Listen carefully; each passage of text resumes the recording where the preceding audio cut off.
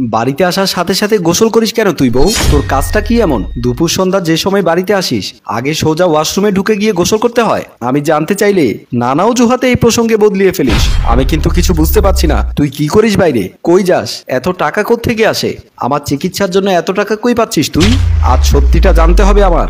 বল বল তুই আমায়। অসমী মাথা নিচু করে চুপ থাকে। তার স্বামী জোরে চিৎকার করে ওঠে। আজ এসব কথার জবাব চাই সে, না হলে রাতের খাবার খাবে না সে, সাথে ঔষধও। কি উত্তর দেবে অসমী সেটা ভাবতে ভাবতে কিছুক্ষণ চুপ থাকে। পরক্ষণে রাগে গড়গড় করে অসমী বলে, এতদিন থেকে বিছানায় পড়ে আছেন, আমি যে আপনার দেখাশোনা করার জন্য পড়ে আছি এখানে, নিজের সুখ দুঃখ ভুলে কষ্ট করে রোজগার করে আপনার খাওয়া চিকিৎসার ব্যবস্থা করছি, সেটা কি সহ্য হচ্ছে না আপনার? বলেছি তো কাপড় কাটার কাজ করি একটা দোকানে, সে তো আর আপনার বিশ্বাসে আসে না। এখন এগুলো জবাব দেন আমাকে।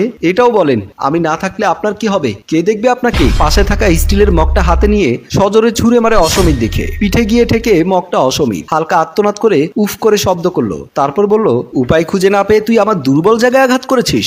অসমী আর কিছু না বলে ওখান থেকে চলে গেল। অসমী রান্নাঘরে ঢুকে রাতের খাবার তৈরি করতে ব্যস্ত হয়ে পড়ে। এমন সময় পাশের বাসার চাচি এসে বলল, বিপ্লব তুই অনেক শান্ত মেজাজের ছেলে, ধৈর্য ক্ষমতা অনেক বেশি তোর। তোর জায়গায় অন্য কেউ হলে বইয়ের 12টা বাজাতো।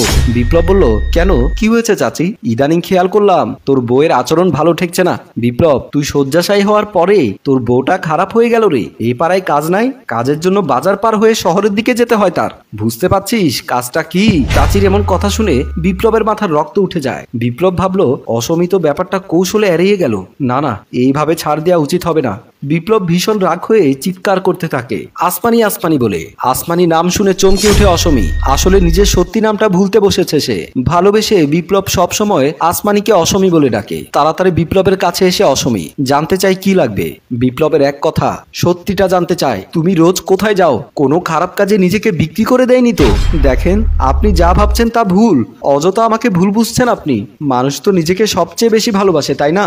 এই আমি নিজেকে ছুঁয়ে ওয়াদা করছি আমি এমন কোনো কাজ করছি না যেটাতে আমার এবং আমার স্বামীর সম্মান নষ্ট হয়। বিপ্লব একটু শান্ত হয়। নিজেকে ছুঁয়ে কেউ তো মিথ্যে কথা বলতে পারে না, এটা সে ছোটকাল থেকে জেনে এসেছে।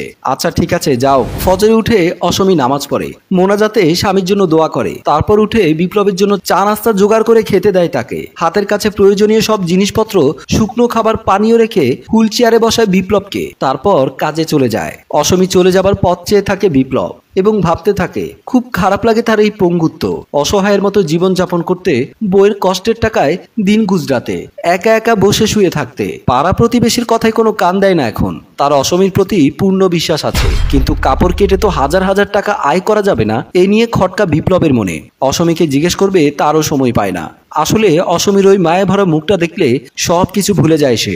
ভুলে যাওয়াই স্বাভাবিক। তার মায়া ভরা ডাগর ডাগর আখি যুগল দেখলে বিপ্লবের আর কিছু মনে থাকে না। এলাকার ছোট ভাই রিয়ান এসে বলল, বিপ্লব শোন, আজ দেখলাম তোর বউ শহরের নামকরা একজন ব্যবসায়ীর কাছ থেকে অনেকগুলো টাকা নিল হেসে হেসে। কোন কাজের জন্য মানুষ এত টাকা মানুষকে দেয় জানিস তুই? শুধু আমি না, আমার বউ দেখেছে। তুই এই খারাপ মেয়ে মানুষটাকে ছেড়ে দে, জগতে মাইয়ার অভাব নাই। আর তুই মনে হয় এটাও জানিস না, রোজ একটা প্রাইভেট গাড়ি আইসা তোর বউরে নিয়ে যায়, আবার সেই গাড়ি দিয়া যায়। প্রতিবেশী রহিম চাচিও অনেক কথা বলে গেল। বিপ্লব সব মাথা থেকে ঝেড়ে ফেলতে চাইলেও পারছে না। দুপুরে কাজ থেকে এসে অসমীর পরপর কয়েকবার বমি করতে থাকলে তার সন্দেহ দ্বিগুণ হয়, কারণ স্বামী স্ত্রীর মেলামেশা এখনো তাদের নিষিদ্ধ ডাক্তারি মতে। বিপ্লবের মন চাচ্ছে এই মুহূর্তে উঠে গিয়ে অসমীকে পিটিয়ে তক্তা বানাতে। রহিমা চাচি তাহলে আজ সব সত্যি কথাই বলেছে। এমন চরিত্রহীন নারীর সাথে সংসার করা হারাম, তার মুখ দেখাও পাপ। কিন্তু কি করবে সে? তার তো উঠে দাঁড়ানোর শক্তি নেই এখন। আল্লাহ কেন যে তাকে এত বড় বিপদে ফেললো? আর সে শারীরিকভাবে অসুস্থ বলে বউ তার সাথে বিশ্বাসঘাতকতা করছে।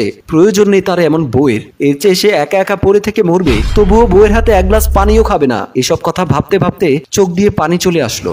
কিছুক্ষণ পর কাপড় চেঞ্জ করে অসমী সামনের রুমে আসলো। এ কি, আপনি কাঁদছিলেন কেন? ও কিছু না, পা ব্যথা করছিল তাই। কি বলেন? খুব ব্যথা করছে? ডাক্তার ডাকবো বলেন? না, তার প্রয়োজন হবে না। ডাক্তার আসলেই তো 1000 টাকা গুনে নিয়ে যাবে। আমার তো আর আগের মতো ইনকাম নেই। আমি নিজেকে কন্ট্রোল করতে না পেরে জিজ্ঞেস করলাম, আসমানি একটু আগে বমি করলি কি কারণে? আমার পেট ব্যথা করছে সকাল থেকে, খাওয়ার সমস্যা হয়েছে মনে হয়, গ্যাস্ট্রিকে ডিস্টার্ব করছে। অসমীর এই কথাটা মিথ্যে, আর বিপ্লব মুখে বিশ্বাস করলেও মনে মনে বিশ্বাস করলো না। তুমি এই মুহূর্তে আমার সামনে থেকে চলে যাও, আমাকে একটু একা থাকতে দাও। রাতের বেলা বিপ্লব বিছানার উপরে হেলান দিয়ে বসে আছে। অসমী শুয়ে রইল। বিপ্লব চালাকি করে জিজ্ঞেস করলো, অসমী আজ গাড়ি করে একটা লোক এসে তোর খোঁজ করেছিল, আর কিসের জন্য যেন অগ্রিম টাকা দেওয়ার কথা বলেছিল। কে সেই লোকটা? অসমী থতমত খেয়ে বলে, কে আসবে? আমার তো সেরকম কাজের জন্য পরিচিত কোনো লোক নেই যে গাড়ি করে বাড়ি বয়ে আসবে। আপনি সত্যি বলছেন তো, নাকি স্বপ্ন দেখলেন এমনটা? আমি মিথ্যে বলি না। হারামি, তুই রোজ কই যাস আর এত টাকা আনিস?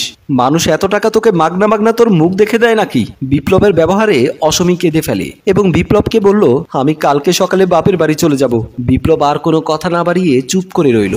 রহিমা চাচি, আপনি সত্যি কথাই বলতেন। শুরুতে আমি বিশ্বাস করতাম না, কিন্তু এখন ওই চরিত্রহীনা সব কাজকর্মে আমি প্রমাণ পেয়েছি। কিন্তু আমি নিজের চোখে দেখতে চাই অসমী কোথায় যায়, কি করে। এজন্য আপনার সাহায্য প্রয়োজন আমার চাচি। পান সুপারি খেতে খেতে লাল কালো হয়ে যাওয়া দাঁতগুলো বের করে বিদঘুটে ভাবে হাসে রহিমা বেগম। বাজান, এবার তো আমার কথা বিশ্বাস হইল। এই রহিমা বেগম কখনো ভুল কিছু বলে না। বহুত প্রমাণ আছে, বহুত। তুমি টেনশন করো না, আমি সব ব্যবস্থা করবো। তবে চাচি, একটা কথা, এই কথা যেন আশেপাশের আর কেউ জানতে না পারে। মানে আমাদের এই গোয়েন্দার অভিযানের কথা। না জানার কি আছে, পাড়াপড়শি সকলেই সিসি করতেছে, বলছে বিপ্লবের বউটা শেষমেশ নষ্ট হয়ে গেছে। তবুও চাচি, এ কথা যেন কান না হয়। আমি কিন্তু কাজ শেষ হলে তোমাকে ভালো একটা বকশিশ দেব। টাকার কথা শুনে রহিমা বেগমের লোভ হয়। আচ্ছা বাজান, কেউ জানতে পারবো না, শুধু তুমি আর আমি। তাহলে বলো কি কথা, অসমী কি করে? আমি সচক্ষে দেখতে চাই। আমাকে নিয়ে যেতে পারবে? 100 বার পারমু।